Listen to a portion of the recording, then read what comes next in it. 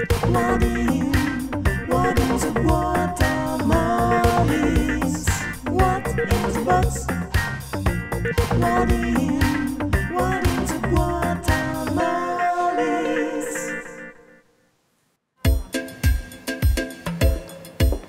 Salut Sylvain! Bonjour Alicia.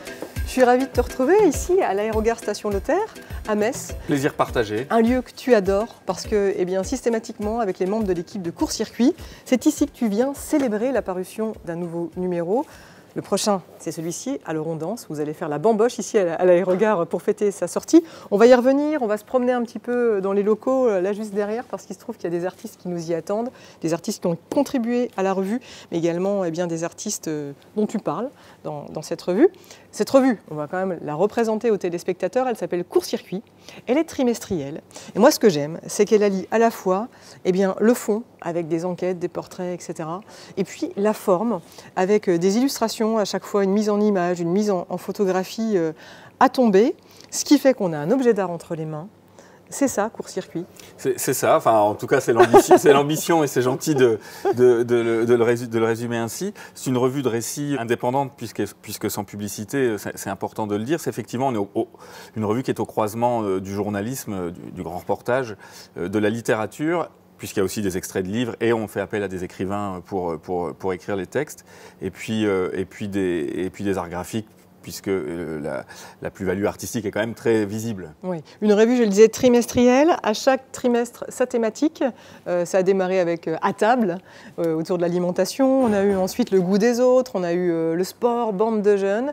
Pour la musique, par exemple, eh bien, comment est-ce que tu t'y prends? Tu fais appel à des journalistes de différents horizons, à des artistes de différents horizons? En fait, les contributeurs changent, ou restent d'ailleurs pour certains, mais changent au fil des numéros selon souvent les thèmes. Et par exemple, dans celui-ci, il y a 25 contributeurs au total, une quinzaine de récits, 25 contributeurs, que ce soit des écrivains, des journalistes, des illustrateurs, des dessinateurs, des photographes, et puis même des gens qui ne sont rien de tout ça, puisque par exemple c'est la maman et l'épouse des membres du groupe Rédemption qui racontent de l'intérieur la genèse de ce groupe.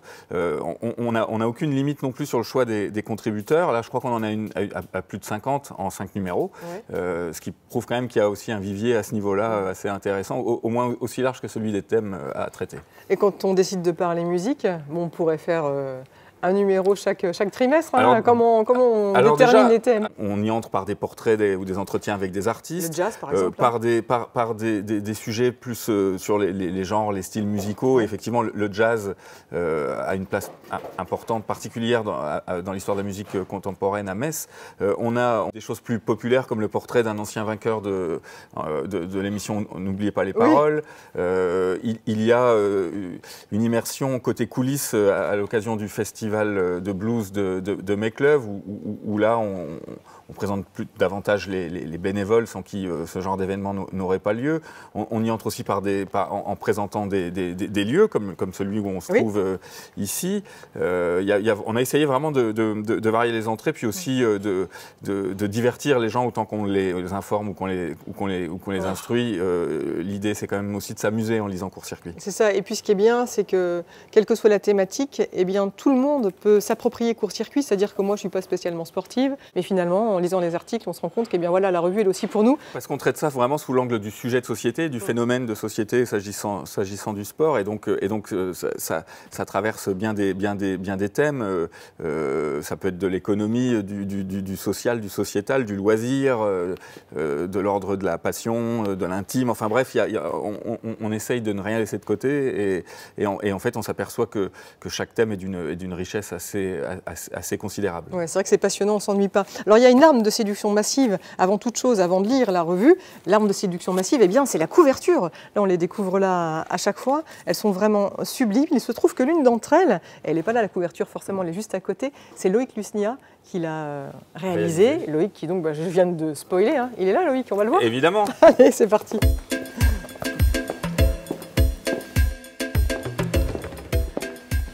Loïc, bonjour. Bonjour.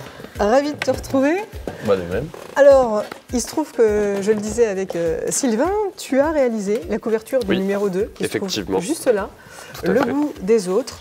Il y a un enjeu particulier quand on se retrouve à devoir réaliser la couverture d'une revue qui va avoir pignon sur rue ensuite. Ah ouais, bah, complètement, c'est une pression assez importante, surtout sur un tel sujet important, politique, social et tout. Surtout pour une telle revue qui consacre autant d'importance à son graphisme, aux illustrations et tout. Du coup, c'est beaucoup de pression, ouais. Et il te laisse champ libre quand c'est comme ça, c'est-à-dire qu'à un moment, voilà, tu sais que la thématique c'est le goût des autres, tu as connaissance un peu des différents articles qui vont se trouver à l'intérieur de la revue, et à partir de là, tu laisses parler l'imagination. Ouais, il y a une dernière contrainte qui est celle de faire figurer Metz, qu'on puisse reconnaître Metz, je crois. Une des exigences, en tout cas un des souhaits qu'on a, c'est à chaque fois que le dessin nous envoie tout de suite à Metz, qu'on sache vraiment où on est. On le retrouve là, on le voit là. Oui, dans les différents bâtiments, etc., où on retrouve des C'était déjà le interlocuteurs. cas dans le numéro 1. Alors, ce qui est intéressant, c'est qu'il y a toujours une petite fiche technique avec une petite biographie justement des artistes qui contribuent. Ouais. En l'occurrence, sur ce numéro de l'Aérogare, voilà, on te retrouve ici, Loïc Lusnia. On va parler de cet article dans quelques instants. On dit que ton style est pop et coloré. Mais toi, comment tu le définis, ce style? Tropicalo morbide. Tropicalo-morbide, Ouais, d'accord. ça se voit pas du tout dans court-circuit parce que c'est pas trop. J'ai jamais trop eu affaire à. Du morbide. Du morbide. Non, pas effectivement, encore. on n'a encore jamais trop traité le sujet, mais. On veut garder les ça lecteurs, viendra. on ne veut pas les faire fuir. Mais sinon, en général, c'est vrai que j'ai tendance à pas pouvoir m'empêcher de mettre des têtes de mort un peu partout. D'accord. Donc, et des éléments tropicaux, à savoir des animaux et des végétaux Ouais. que je trouve assez, assez graphiques, quoi. Et qu'est-ce qui l'a nourri, ce style? Ouais, toute l'iconographie du skate, du punk rock des années 90, les dessins animés de Cartoon Network aussi dans les années 2000. Voilà, je pense que la musique aussi beaucoup. Hein. La musique, effectivement, que tu aimes beaucoup. Et d'ailleurs, dans ce numéro, tu nous donnes 10 trucs cool à faire à l'aérogare. Donc Ouais. là, voilà, on voit qu'il y a pas mal de choses assez sympas. On ne va pas les détailler, on laissera le lecteur forcément plonger dans la revue. Il y a aussi beaucoup d'humour. Ça aussi, c'est une marque de fabrique, c'est-à-dire qu'on peut être morbide, Tout en étant tout en étant drôle. Ouais, voilà, c'est ça, j'essaye. Après, la BD, c'est pas quelque chose que je fais d'habitude. Du coup, là, c'était un peu un test. Effectivement, quitte à le faire, autant le faire en s'amusant, quoi. Donc voilà, l'humour, je pense que c'est quelque chose d'important pour accrocher un peu le lecteur et tout. Ouais. Et c'est vrai qu'il est présent, l'humour, beaucoup. On en a parlé tout à l'heure dans la revue. On le voit aussi avec la bande dessinée de Jean Chauvelot, par exemple, aussi, Oui. où on se marre bien. Ou où la il- chronique dessinée de François Billot dans chaque Voilà. numéro. La vie est parfois assez triste pour pas qu'on se complique encore l'existence quand on lit une telle revue. Ouais. Toi, Loïc, tu es à la fois illustrateur. Je crois que tu travailles aussi le tatouage. Un petit peu, Et ouais. puis également l'illustration murale, c'est Ouais. ça? Est-ce que ça change quelque chose à ton travail? Tous se nourrit les uns des autres, quoi. Je veux dire, ma pratique de l'illustration serait pas la même si je faisais pas de tatouage à côté, parce que les codes du tatouage sont énormément présents dans les dessins que je fais. Et pareil pour les fresques, en fait, tout s'entre-nourrit, quoi. Enfin, tout est lié. J'aime bien apporter les codes du tatouage sur les murs, ou alors choper les codes de fresques et les passer en illustration et tout. Du coup, il y a tout qui est vraiment très connecté. Je verrais pas enfin, c'est impossible d'avoir l'un sans l'autre pour moi. Oui. Bon, en tout cas, on peut te retrouver dans ces revues, donc la couverture du numéro 2, mais également des articles auxquels tu as contribué. Tu te retrouves aussi dans ce dernier numéro de Court-Circuit. Puis bien sûr, tu as un site internet sur les réseaux sociaux, Ouais, voilà. on peut te suivre sans problème. Tout à fait.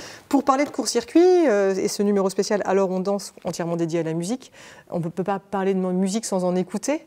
Et donc là, il y a une petite C'est ça, touche d'originalité dans cette revue. Effectivement, on ne concevait pas de proposer 156 pages sur la musique sans proposer aux lecteurs d'écouter de la musique pour accompagner leur lecture. Et donc, j'ai confié à Nicolas Taucher, redoutable spécialiste de la musique à Metz, de concevoir, de proposer une playlist. Et on a une 33 titres messins qui sont proposés, des morceaux plutôt actuels.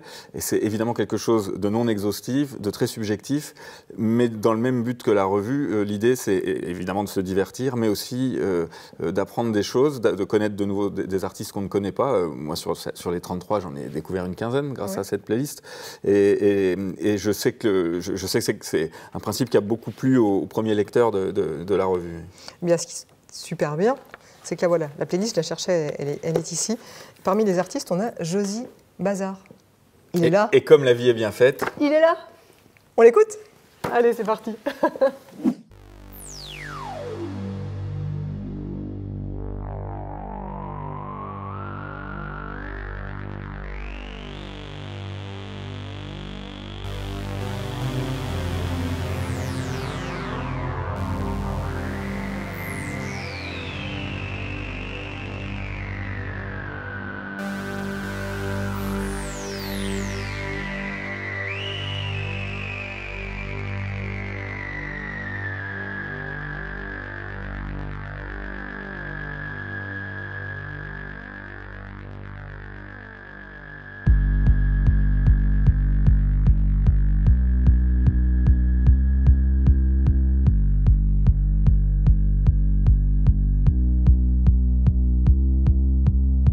Ce matin,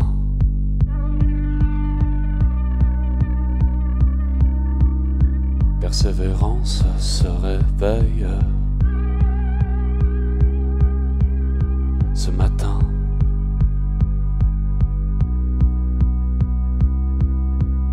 c'est la balance qui te pèse. Première cigarette assis sur le côté de ton canapé.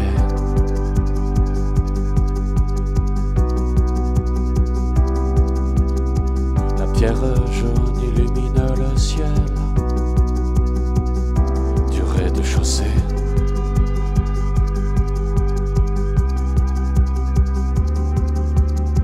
On sera là quand on ira mieux. Persévérance dans le ciel. On sera bien quand on sera vieux. Persévérant.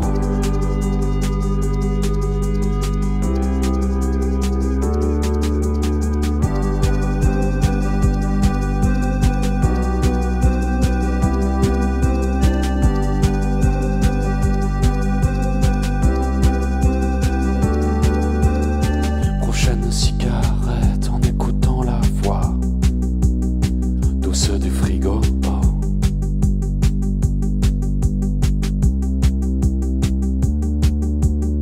Le pavé jaune traverse les dentelles du supermarché.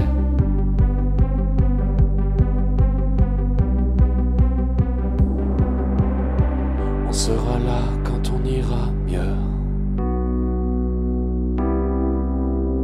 Persévérance dans le ciel.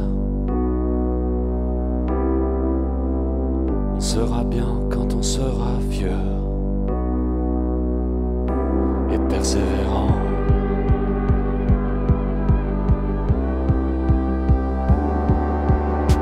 On sera là quand on ira mieux. Persévérance dans le ciel.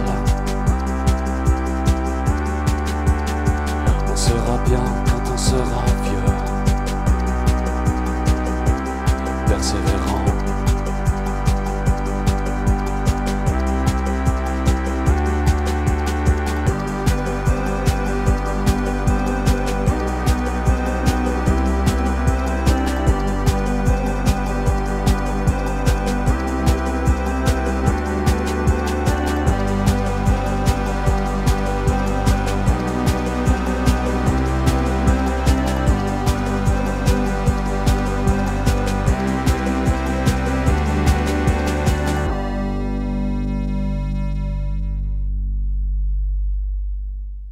Merci beaucoup Gaël, Plaisir. alias Josie Bazar. On peut te retrouver donc dans Court-Circuit, dans la playlist qui est proposée en fin de revue par Nicolas Tochet.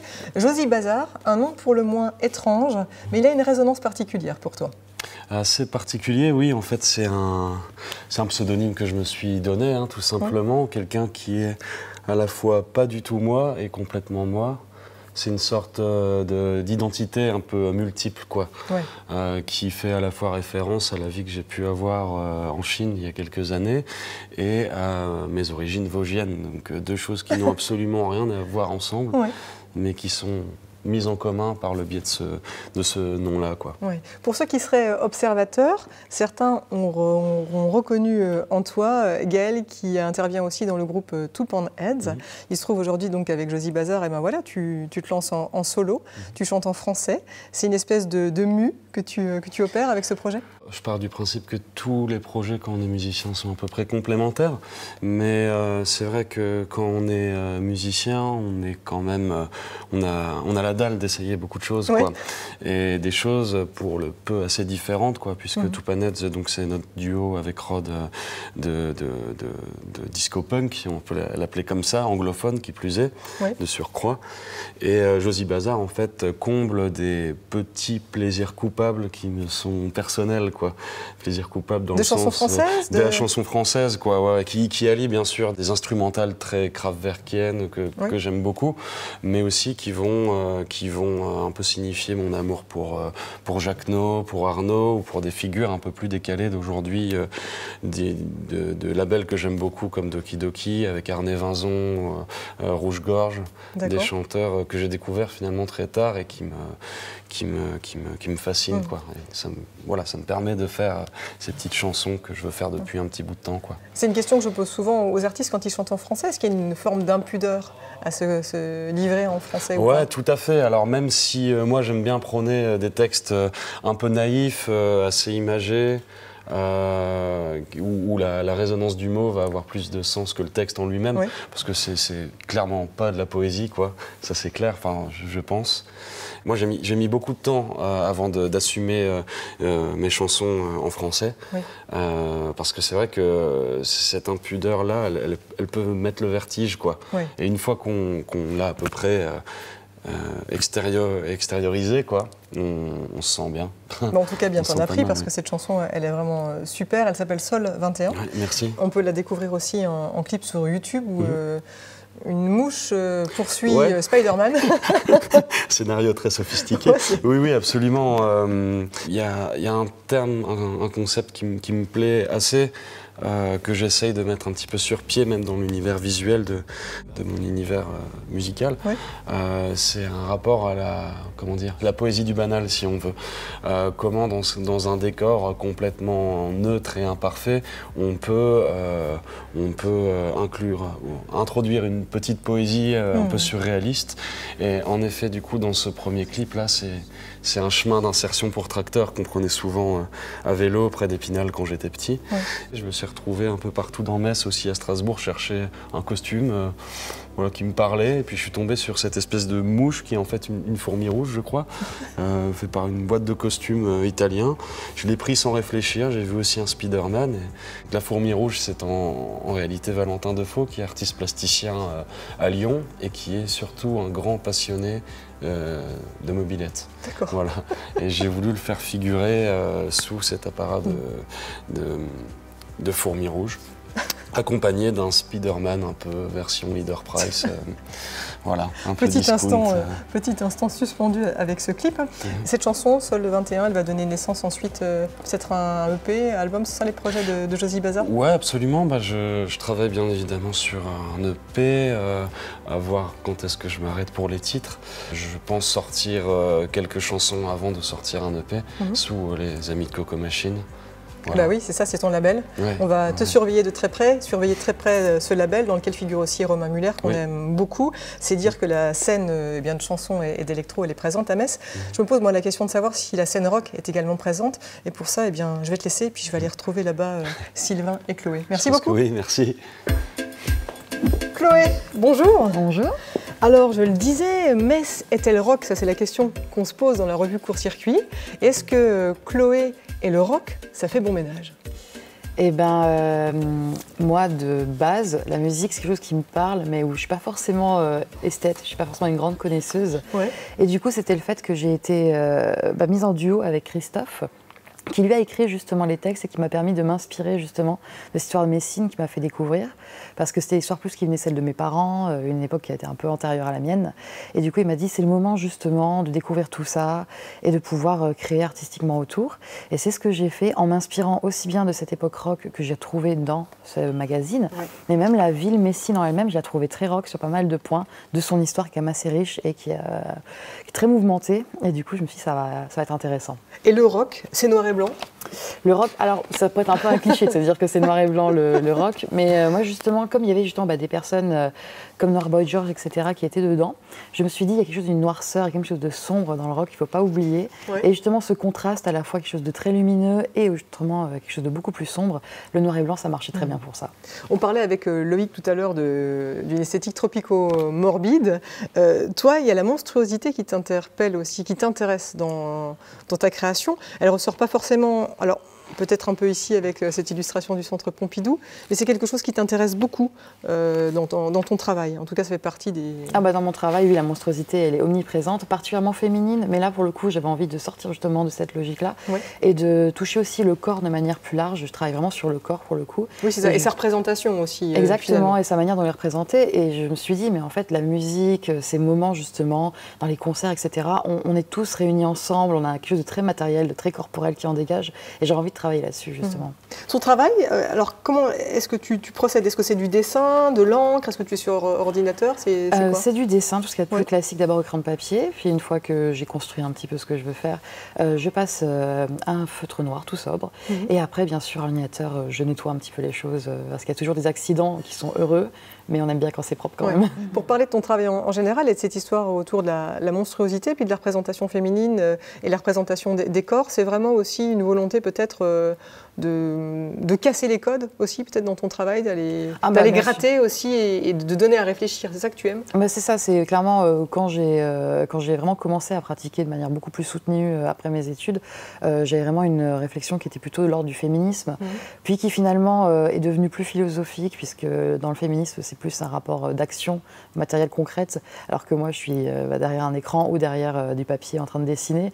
Donc clairement, l'action politique, elle est quand même beaucoup plus gentille, beaucoup plus restreinte. Et du coup, oui, mais dans mon travail plastique, j'ai vraiment un désir de jouer avec des esthétiques qu'on n'a pas forcément l'habitude de voir aujourd'hui, mais toujours au final. Par exemple, je travaille beaucoup sur la représentation de la peau abîmée par le bouton, la vergeture, les grosseurs. Et c'est des choses qu'on voit très peu, même s'il y a des petits regains de temps en temps, notamment par les réseaux sociaux, qui sont très agréables. Mais dans la pratique vraiment plastique, elle est encore assez minime et j'ai envie justement de la pousser. C'est ce que tu aimes, hein, toi, Sylvain, c'est d'aller à la rencontre justement d'artistes comme ça, très différents, avec des esthétiques.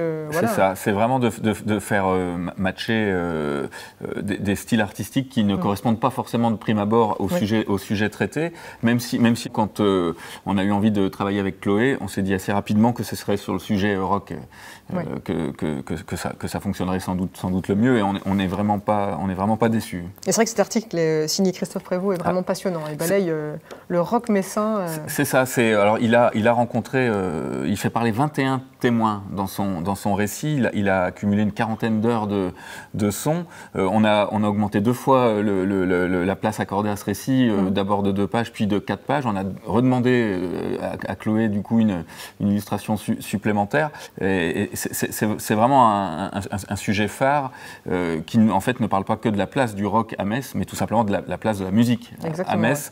Et puis des artistes, des groupes, etc., mais aussi de lieux qui existent encore ou qui n'existent plus.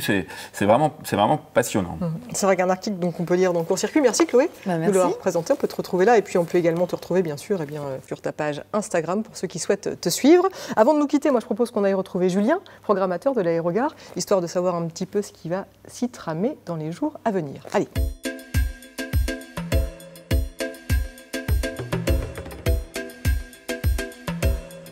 Julien, bonjour. Bonjour. Merci de nous avoir accueillis ici à l'Aérogare Station Notaire. C'est vraiment un lieu qui s'est transformé au fil du temps et qui est devenu une référence dans le paysage messin. On a envie d'y venir tout simplement peut-être pour boire un verre, profiter de la guinguette, profiter des concerts. C'est quoi l'ADN de l'Aérogare ?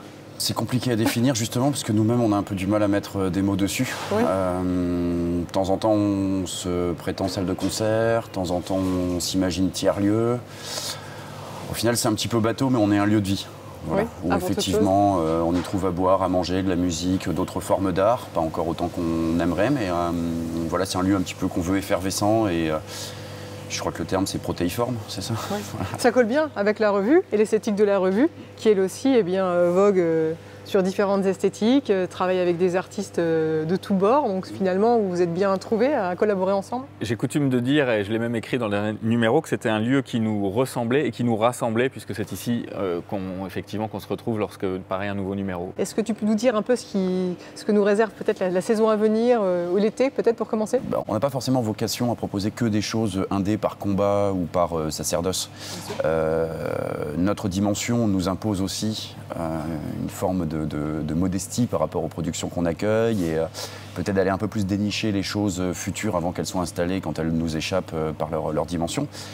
Donc on va essayer de continuer ce chemin en essayant effectivement d'agréger un petit peu plus les gens sur un projet, une confiance un petit peu plus aveugle dans ce qui est proposé, une volonté de découverte, qu'on équilibre quand même toujours avec une notion peut-être un petit peu moins prétentieuse et un petit peu plus simple de festivité, de convivialité. Donc on va retrouver un équilibre entre des soirées salsa, des concerts de noise, des actions autour du hip-hop, des soirées techno, un rendez-vous jazz. Vraiment, c'est très fourmillant. On a un public qui change vraiment du tout au tout d'une soirée à l'autre, mais on commence à retrouver des gens qui y reviennent plusieurs fois sur des esthétiques différentes. Ça, c'est hyper intéressant. Je trouve que c'est à l'image un peu de ce que les gens consomment dans leur vie en termes pour leur appétit culturel, quoi. Et c'est ce qui fait qu'on s'y sent bien. Et puis avec une belle part qui est faite aussi justement aux acteurs locaux. C'est la deuxième jambe du projet, oui. Ouais. Puisque, comme il est dit dans le dernier numéro de Court-Circuit, je trouve que c'est effectivement quelque chose qui ressort, sans forcément parler de nous, mais dans l'intervention de tous les acteurs qui sont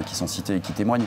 C'est que toute ville a besoin, il y a une nécessité d'avoir des lieux, c'est purement technique en fait. Il faut avoir une scène pour se produire, il faut avoir un accès à la scène pour se produire, et puis il faut avoir des relais en fait quand on a un projet artistique, quel qu'il soit.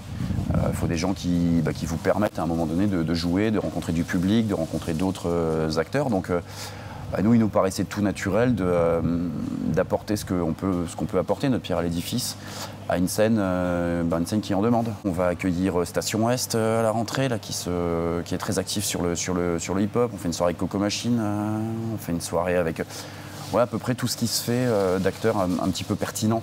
Oui, tout le monde est vraiment le bienvenu ici. Voilà, même dans la région, on travaille beaucoup avec les amis de Nancy, on travaille de plus en plus avec des Strasbourgeois, avec des Luxembourgeois. Eh ben, c'est noté. En tout cas, si jamais les téléspectateurs n'étaient pas convaincus, on rappelle que dans le dernier court-circuit, Loïc Lusnia nous donne 10 raisons de venir à l'Aérogare. Donc on peut feuilleter cette revue. Merci à tous les deux. Et puis bon vent à court-circuit et puis à l'Aérogare. À bientôt. À bientôt, merci. Merci beaucoup. Merci Je ne sais à plus vous. comment je l'ai fait. On peut te retrouver sur Instagram. Ah oui. Demande-moi si tu veux. Vous voulez qu'on inverse? Moi, je propose... Je propose maintenant, Sylvain. Je vais pas y arriver. C'est mort. Ça y est, ça recommence. Oui, on peut te retrouver sur Instagram et sur ton site internet. T'as un site internet? Non, bref. sur Instagram. Merci Chloé. Donc... Je suis désolé. C'est mort. C'est foutu. Sylvain, je propose de conclure en avant. Je te crache juste le tête. Elle me postillonne dessus. Oh non.